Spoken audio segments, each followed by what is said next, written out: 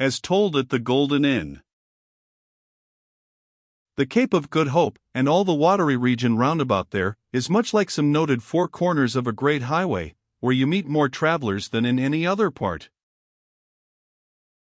It was not very long after speaking the Goni that another homeward-bound whaleman, the Townho 10, was encountered.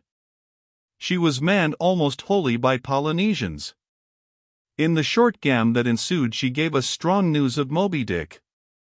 To some the general interest in the white whale was now wildly heightened by a circumstance of the Townho's story, which seemed obscurely to involve with the whale a certain wondrous, inverted visitation of one of those so-called judgments of God which at times are said to overtake some men. This latter circumstance, with its own particular accompaniments, forming what may be called the secret part of the tragedy about to be narrated, never reached the ears of Captain Ahab or his mates. For that secret part of the story was unknown to the captain of the Townho himself. It was the private property of 3 Confederate white seamen of that ship, one of whom, it seems, communicated it to Tashtego with Romish injunctions of secrecy, but the following night Tashtego rambled in his sleep, and revealed so much of it in that way, that when he was wakened he could not well withhold the rest.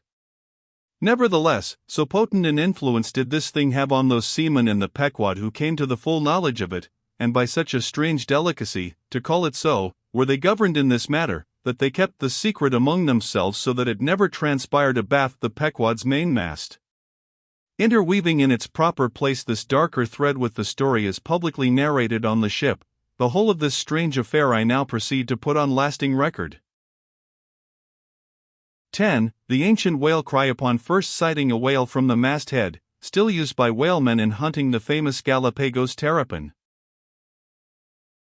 For my humor's sake, I shall preserve the style in which I once narrated it at Lima, to a lounging circle of my Spanish friends, one Saint's Eve, smoking upon the thick gilt-tiled piazza of the Golden Inn. Of those fine cavaliers, the young Dons, Pedro and Sebastian, were on the closer terms with me, and hence the interluding questions they occasionally put, and which are duly answered at the time. Some 2 years prior to my first learning the events which I am about rehearsing to you, gentlemen, the Townho, sperm whaler of Nantucket, was cruising in your Pacific here, not very many days' sail westward from the eaves of this good Golden Inn. She was somewhere to the northward of the line. One morning upon handling the pumps, according to daily usage, it was observed that she made more water in her hold than common. They supposed a swordfish had stabbed her, gentlemen. But the captain, having some unusual reason for believing that rare good luck awaited him in those latitudes, and therefore being very averse to quit them, and the leak not being then considered at all dangerous, though, indeed, they could not find it after searching the hold as low down as was possible in rather heavy weather, the ship still continued her cruisings, the mariners working at the pumps at wide and easy intervals, but no good luck came. More days went by, and not only was the leak yet undiscovered, but it sensibly increased. So much so, that now taking some alarm, the captain, making all sail, stood away for the nearest harbor among the islands, there to have his hull hove out and repaired. Though no small passage was before her, yet, if the commonest chance favored, he did not at all fear that his ship would founder by the way, because his pumps were of the best, and being periodically relieved at them, those 36 men of his could easily keep the ship free, never mind if the leak should double on her. In truth, while nigh the whole of this passage being attended by very prosperous breezes, the Townho had all but certainly arrived in perfect safety at her port without the occurrence of the least fatality, had it not been for the brutal overbearing of Radney, the mate, a vineyarder, and the bitterly provoked vengeance of Steelkilt, a lakeman and desperado from Buffalo. Lakeman, Buffalo. Pray, what is a lakeman, and where is Buffalo? Said Don Sebastian, rising in his swinging mat of grass.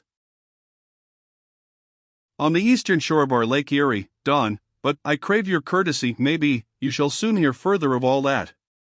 Now, gentlemen, in square-sail brigs and 3-masted ships, well nigh as large and stout as any that ever sailed out of your old calout of far Manila, this lakeman, in the landlocked heart of our America, had yet been nurtured by all those agrarian freebooting impressions popularly connected with the open ocean.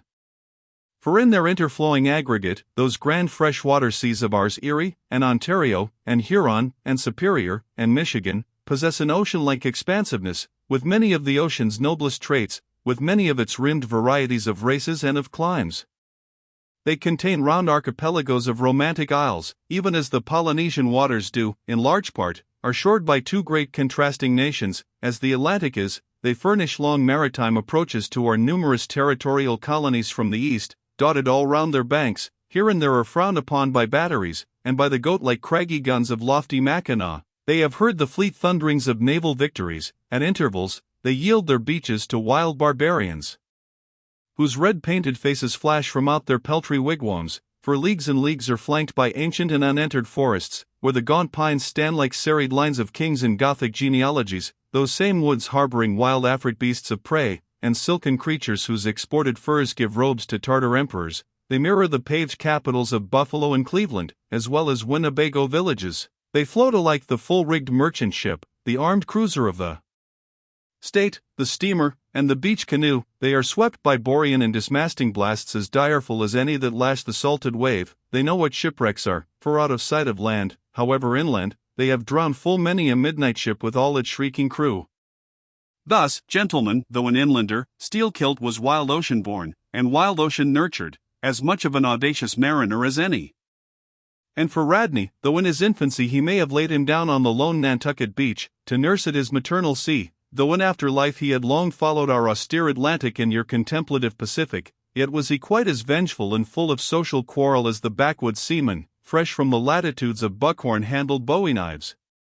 Yet was this Nantucketer a man with some good-hearted traits, and this Lakeman, a mariner, who though a sort of devil indeed, might yet by inflexible firmness, only tempered by that common decency of human recognition which is the meanest slave's right, thus treated, this Steelkilt had long been retained harmless and docile. At all events, he had proved so thus far, but Radney was doomed and made mad, and Steelkilt, but, gentlemen, you shall hear. It was not more than a day or two at the furthest after pointing her prow for her island haven, that the Townhoe's leak seemed again increasing, but only so as to require an hour or more at the pumps every day.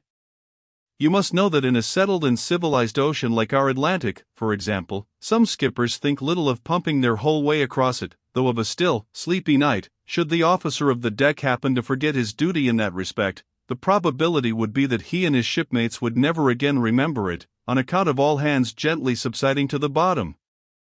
Nor in the solitary and savage seas far from you to the westward, gentlemen, is it altogether unusual for ships to keep clanging at their pump handles in full chorus even for a voyage of considerable length, that is, if it lie along a tolerably accessible coast, or if any other reasonable retreat is afforded them.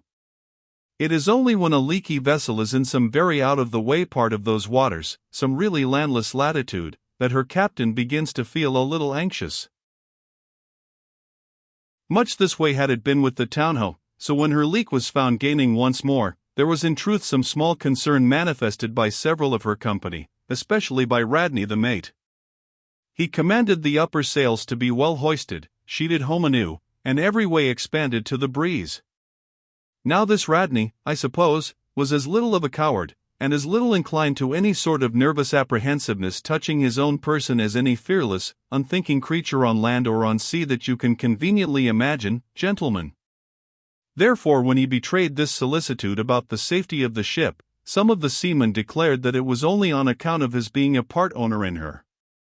So when they were working that evening at the pumps, there was on this head no small gamesomeness slyly going on among them, as they stood with their feet continually overflowed by the rippling clear water, clear as any mountain spring, gentlemen, that bubbling from the pumps ran across the deck, and poured itself out in steady spouts at the lee scupper holes.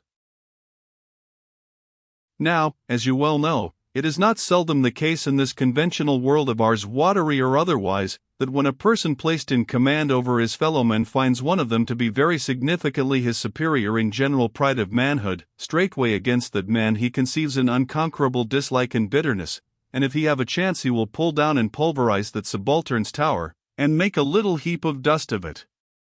Be this conceit of mine as it may, gentlemen, at all events Steelkilt was a tall and noble animal with a head like a Roman, and a flowing golden beard like the tasselled housings of your last viceroy's snorting charger, and a brain, and a heart, and a soul in him, gentlemen, which had made Steelkilt Charlemagne, had he been born son to Charlemagne's father. But Radney, the mate, was ugly as a mule, yet as hearty, as stubborn, as malicious. He did not love Steelkilt, and Steelkilt knew it. As being the mate drawing near as he was toiling at the pump with the rest, the lakeman affected not to notice him, but unawed, went on with his gay banterings.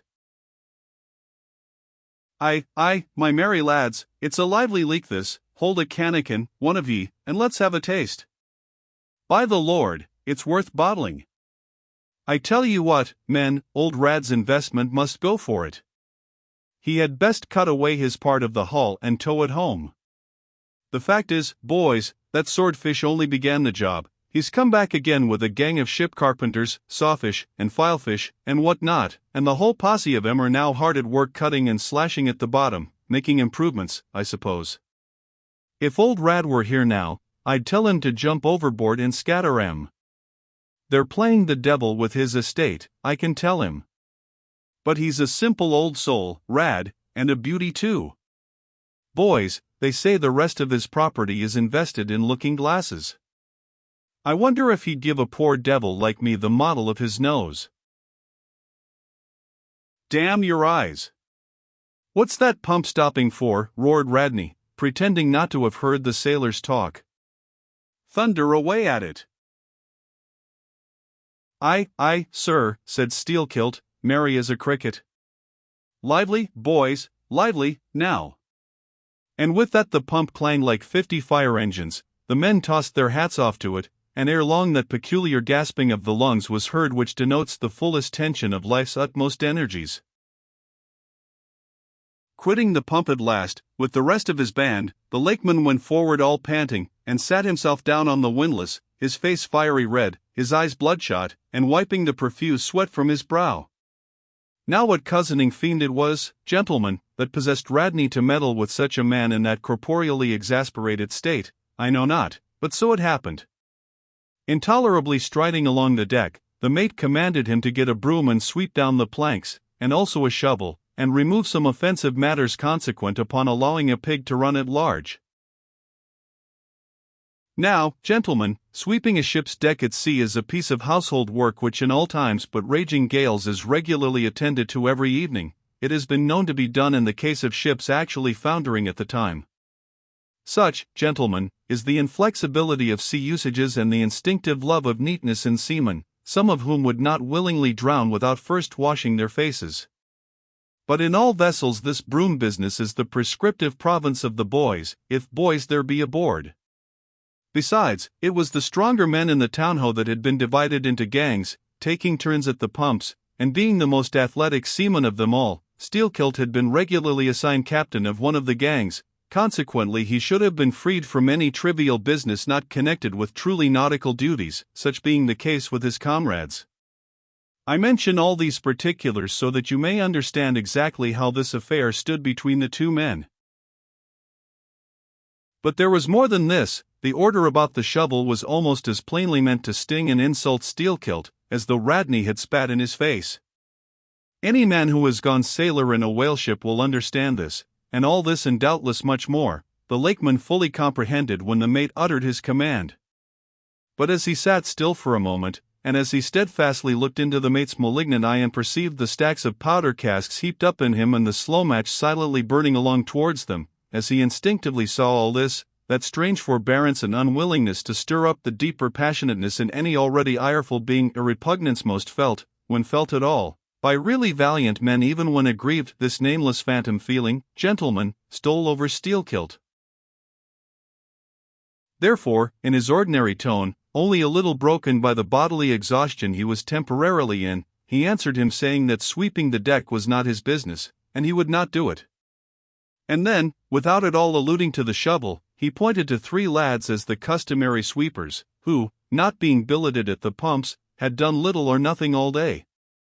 To this, Radney replied with an oath, in a most domineering and outrageous manner, unconditionally reiterating his command, meanwhile advancing upon the still-seated lakeman, with an uplifted cooper's club hammer which he had snatched from a cask near by. Heated and irritated as he was by his spasmodic toil at the pumps, for all his first nameless feeling of forbearance, the sweating Steelkilt could but ill brook this bearing in the mate, but somehow still smothering the conflagration within him, without speaking he remained doggedly rooted to his seat, till at last the incensed Radney shook the hammer within a few inches of his face, furiously commanding him to do his bidding. Steelkilt rose, and slowly retreating round the windlass, steadily followed by the mate with his menacing hammer, deliberately repeated his intention not to obey. Seeing, however, that his forbearance had not the slightest effect, by an awful and unspeakable intimation with his twisted hand he warned off the foolish and infatuated man, but it was to no purpose. And in this way the two went once slowly round the windlass, when, resolved at last no longer to retreat, bethinking him that he had now forborne as much as comported with his humour, the lakeman paused on the hatches and thus spoke to the officer. "Mr. Radney, I will not obey you. Take that hammer away, or look to yourself." But the predestinated mate, coming still closer to him, where the lakeman stood fixed, now shook the heavy hammer within an inch of his teeth, meanwhile repeating a string of insufferable maledictions. Retreating not the thousandth part of an inch, stabbing him in the eye with the unflinching poniard of his glance, Steelkilt, clenching his right hand behind him and creepingly drawing it back, told his persecutor that if the hammer but grazed his cheek he, Steelkilt, would murder him. But, gentlemen, the fool had been branded for the slaughter by the gods. Immediately the hammer touched the cheek, the next instant the lower jaw of the mate was stove in his head, he fell on the hatch spouting blood like a whale. Ere the cry could go aft, Steelkilt was shaking one of the backstays leading far aloft to where two of his comrades were standing their mastheads. They were both canallers. "Canallers," cried Don Pedro, "we have seen many whale ships in our harbors, but never heard of your canallers." "Pardon, who and what are they?" "Canallers, Don, are the boatmen belonging to our Grand Erie Canal. You must have heard of it." "Nay, senor, hereabouts in this dull, warm, most lazy, and hereditary land, we know but little of your vigorous north." "Aye. Well then, Don, refill my cup. Your chich is very fine, and ere proceeding further I will tell you what our canallers are, for such information may throw sidelight upon my story. For 360 miles, gentlemen, through the entire breadth of the state of New York, through numerous populous cities and most thriving villages, through long, dismal, uninhabited swamps, and affluent, cultivated fields, unrivaled for fertility, by billiard room and barroom, through the holy of holies of great forests, on Roman arches over Indian rivers, through sun and shade, by happy hearts or broken, through all the wide contrasting scenery of those noble Mohawk counties, and especially, by rows of snow-white chapels, whose spires stand almost like milestones, flows one continual stream of Venetianly corrupt and often lawless life. There's your true Ashanti, gentlemen, they're holier pagans, where you ever find them, next door to you, under the long-flung shadow, and the snug patronizing lee of churches. For by some curious fatality, as it is often noted of your metropolitan freebooters that they ever encamp around the halls of justice, so sinners, gentlemen, most abound in holiest vicinities. "Is that a friar passing?" said Don Pedro, looking downwards into the crowded plaza, with humorous concern. "Well, for our northern friend, Dame Isabella's Inquisition wanes in Lima," laughed Don Sebastian. "Proceed, senor." "A moment." "Pardon," cried another of the company.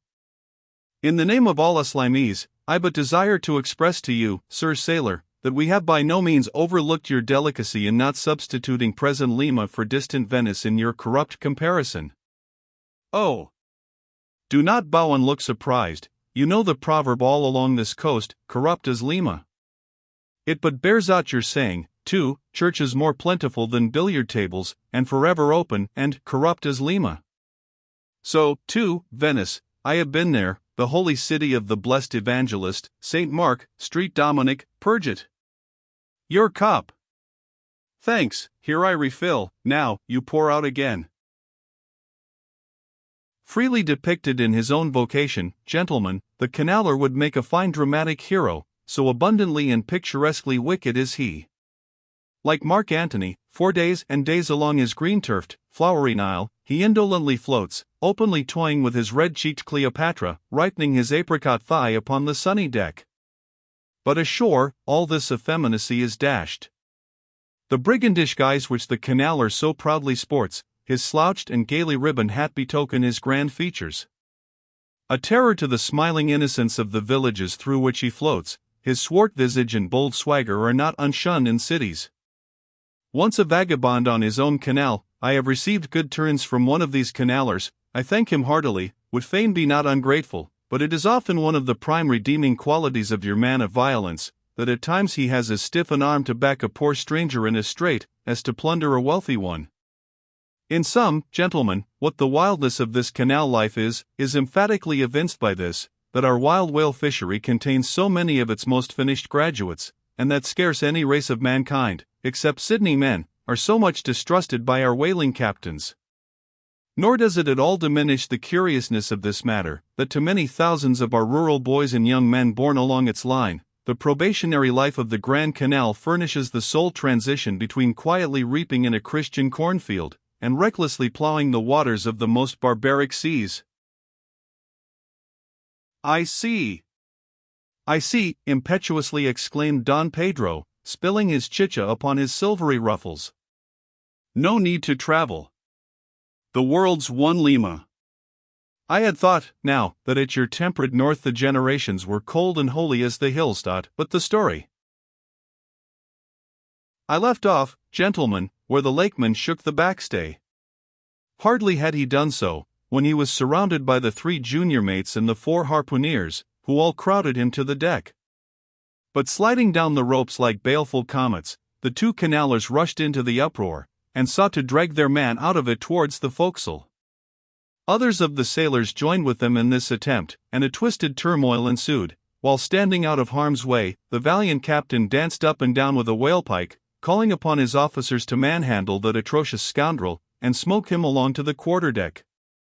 At intervals, he ran close up to the revolving border of the confusion, and prying into the heart of it with his pike, sought to prick out the object of his resentment. But Steelkilt and his desperadoes were too much for them all. They succeeded in gaining the forecastle deck, where, hastily slewing about 3 or 4 large casks in a line with the windlass, these sea Parisians entrenched themselves behind the barricade. "Come out of that, ye pirates!" roared the captain, now menacing them with a pistol in each hand, just brought to him by the steward. "Come out of that, ye cutthroats!"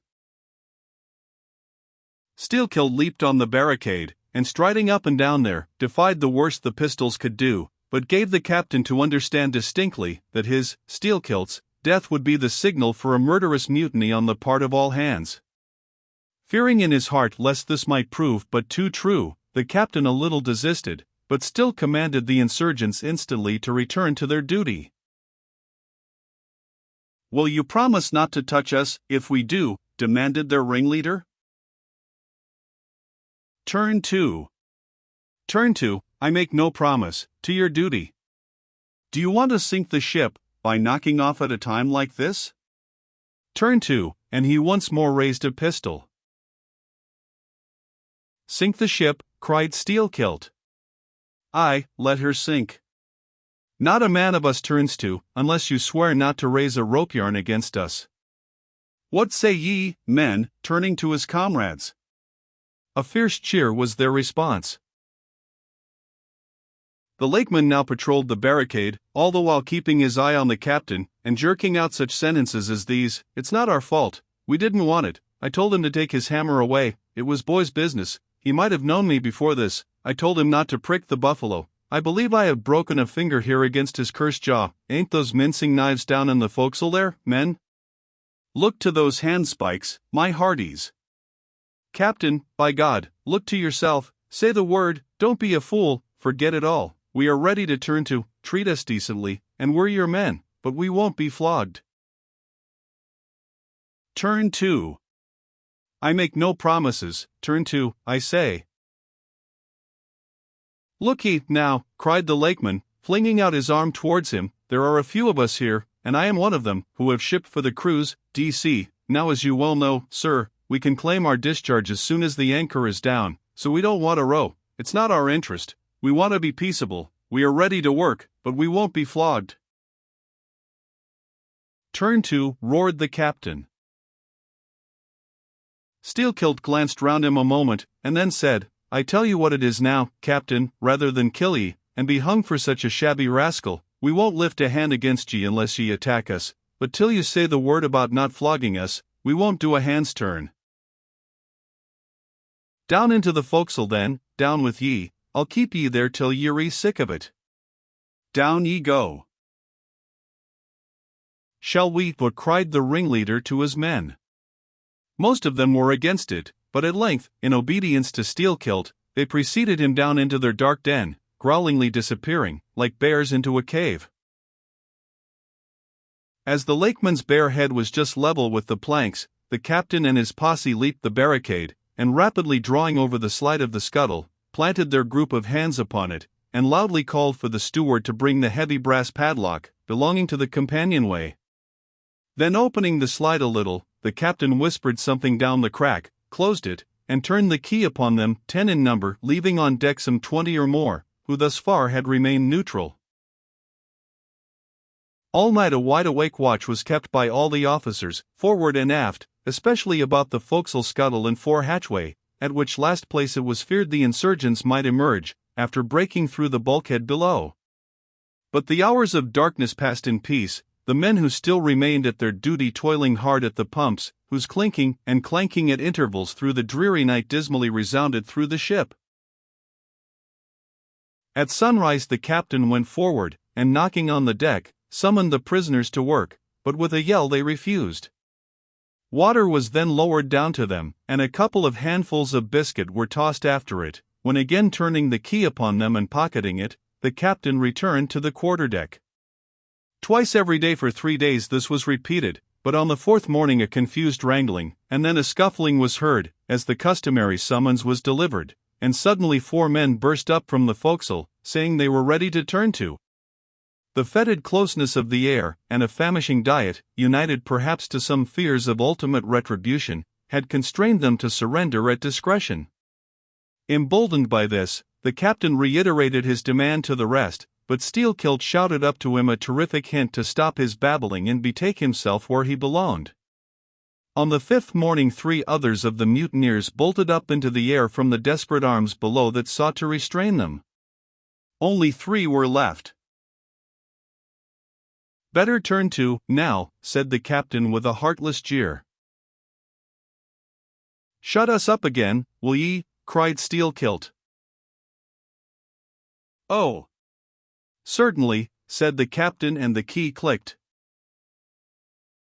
It was at this point, gentlemen, that enraged by the defection of 7 of his former associates, and stung by the mocking voice that had last hailed him, and maddened by his long entombment in a place as black as the bowels of despair, it was then that Steelkilt proposed to the 2 canallers, thus far apparently of one mind with him, to burst out of their hole at the next summoning of the garrison, and armed with their keen mincing knives, long, crescentic, heavy implements with a handle at each end, run amuck from the bowsprit to the taffrail, and if by any devilishness of desperation possible, seize the ship.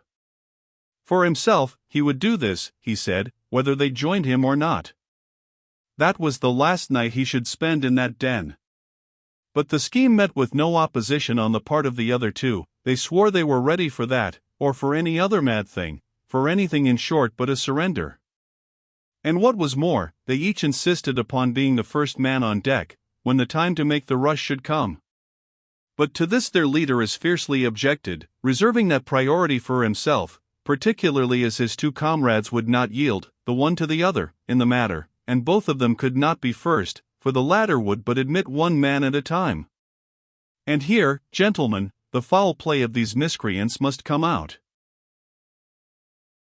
Upon hearing the frantic project of their leader, each in his own separate soul had suddenly lighted, it would seem, upon the same piece of treachery, namely, to be foremost in breaking out, in order to be the first of the 3, though the last of the 10, to surrender, and thereby secure whatever small chance of pardon such conduct might merit.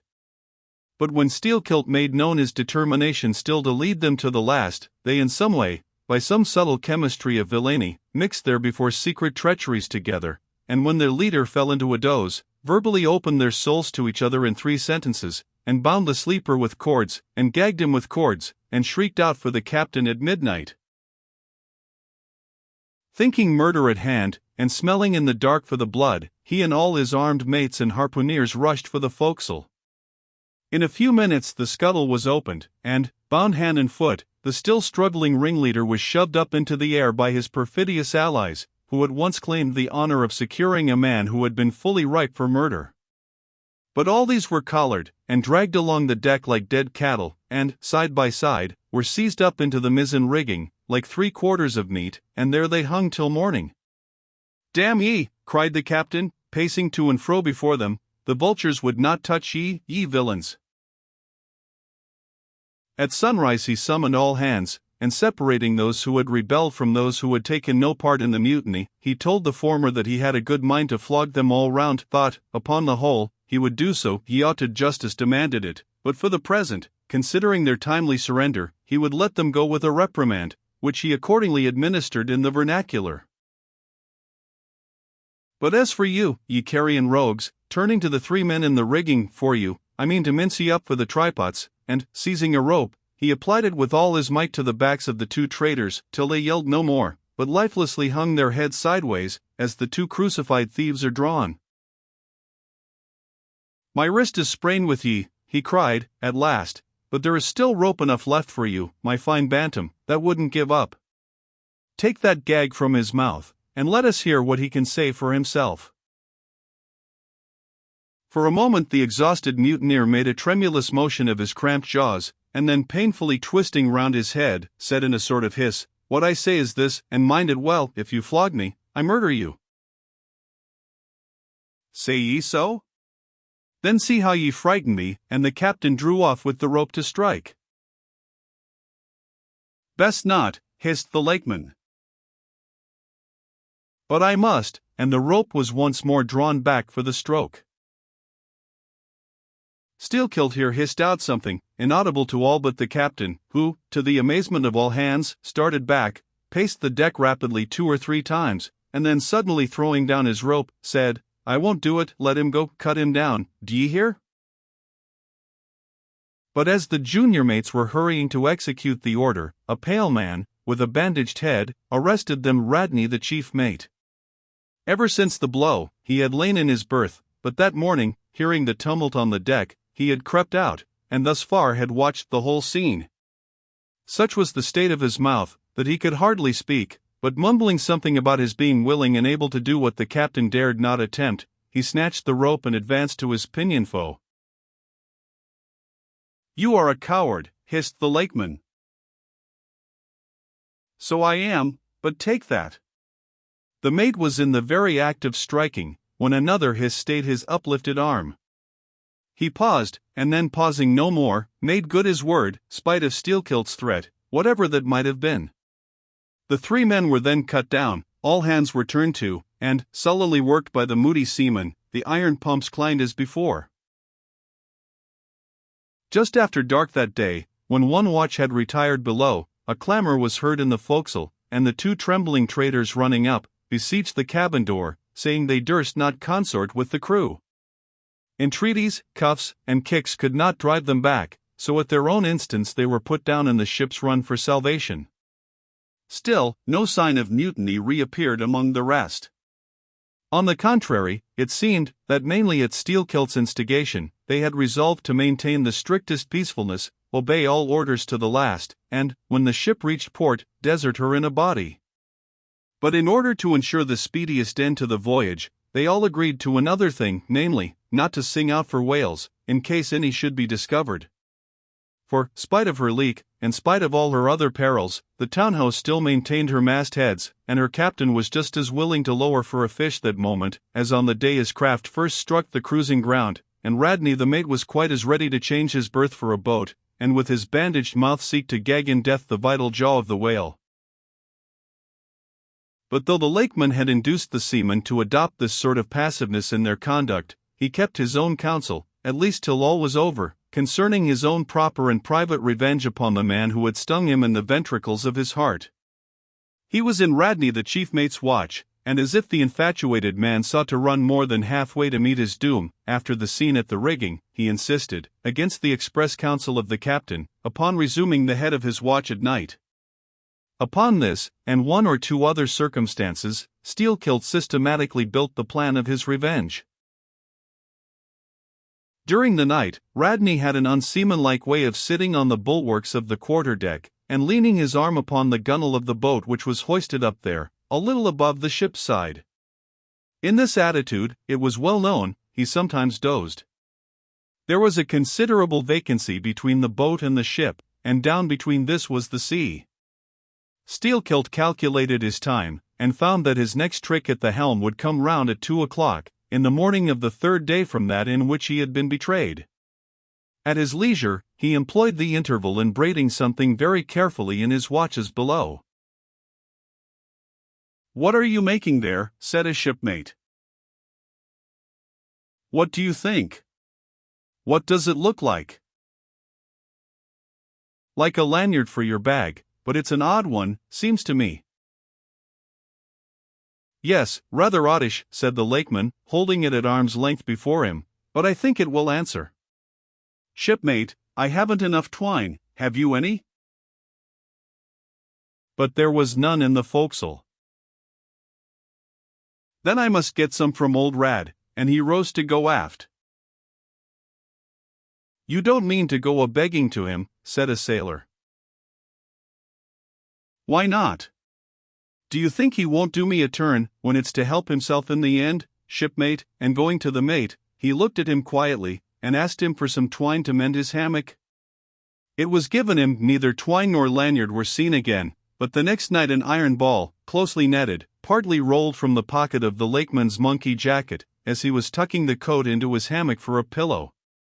24 hours after, his trick at the silent helm, nigh to the man who was apt to doze over the grave always ready dug to the seaman's hand, that fatal hour was then to come, and in the foreordaining soul of Steelkilt, the mate was already stark and stretched as a corpse, with his forehead crushed in.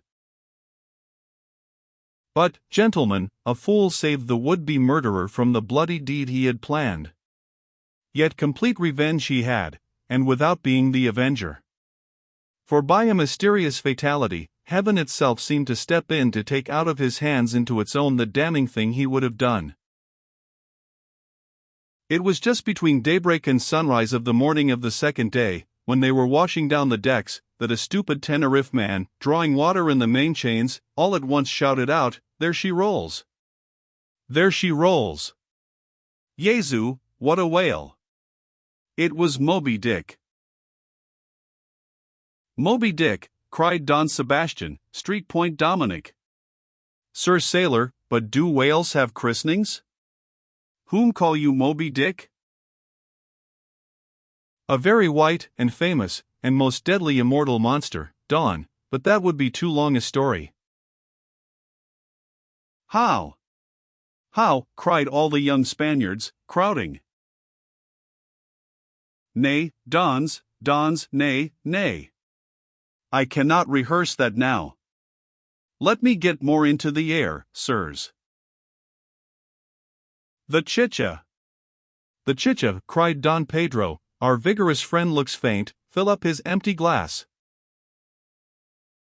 "No need, gentlemen, one moment, and I proceed. Now, gentlemen," so suddenly perceiving the snowy whale within 50 yards of the ship, forgetful of the compact among the crew, in the excitement of the moment, the Tenerife man had instinctively and involuntarily lifted his voice for the monster, though for some little time past it had been plainly beheld from the 3 sullen mastheads. All was now a frenzy. The white whale, was the cry from captain, mates, and harpooneers, who, undeterred by fearful rumors, were all anxious to capture so famous and precious a fish, while the dogged crew eyed askance, and with curses, the appalling beauty of the vast milky mass, that lit up by a horizontal spangling sun, shifted and glistened like a living opal in the blue morning sea. Gentlemen, a strange fatality pervades the whole career of these events, as if verily mapped out before the world itself was charted. The mutineer was the bowsman of the mate, and when fast to a fish, it was his duty to sit next him, while Radney stood up with his lance in the prow, and haul in or slacken the line, at the word of command. Moreover, when the 4 boats were lowered, the mates got the start, and none howled more fiercely with delight than did Steelkilt, as he strained at his oar. After a stiff pull, their harpooner got fast, and, spear in hand, Radney sprang to the bow. He was always a furious man, it seems, in a boat. And now his bandaged cry was, to beach him on the whale's topmost back. Nothing loath, his bowsman hauled him up and up, through a blinding foam that blent 2 whitenesses together, till of a sudden the boat struck as against a sunken ledge, and keeling over, spilled out the standing mate. That instant, as he fell on the whale's slippery back, the boat righted, and was dashed aside by the swell, while Radney was tossed over into the sea, on the other flank of the whale. He struck out through the spray, and, for an instant, was dimly seen through that veil, wildly seeking to remove himself from the eye of Moby-Dick. But the whale rushed round in a sudden maelstrom, seized the swimmer between his jaws, and rearing high up with him, plunged headlong again, and went down. Meantime, at the first tap of the boat's bottom, the lakeman had slackened the line, so as to drop astern from the whirlpool. Calmly looking on, he thought his own thoughts. But a sudden, terrific, downward jerking of the boat quickly brought his knife to the line. He cut it, and the whale was free. But, at some distance, Moby-Dick rose again, with some tatters of Radney's red woolen shirt, caught in the teeth that had destroyed him. All 4 boats gave chase again, but the whale eluded them, and finally wholly disappeared.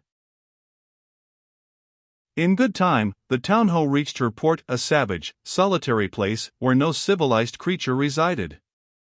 There, headed by the lakeman, all but 5 or 6 of the foremast men deliberately deserted among the palms, eventually, as it turned out, seizing a large double war canoe of the savages, and setting sail for some other harbor.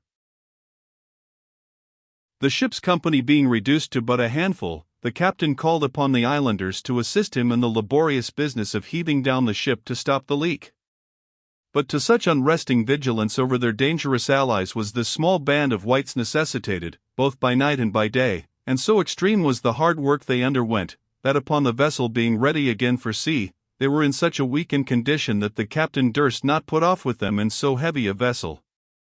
After taking counsel with his officers, he anchored the ship as far offshore as possible, loaded and ran out his 2 cannon from the bows, stacked his muskets on the poop, and warning the islanders not to approach the ship at their peril, took 1 man with him, and setting the sail of his best whaleboat, steered straight before the wind for Tahiti, 500 miles distant, to procure a reinforcement to his crew.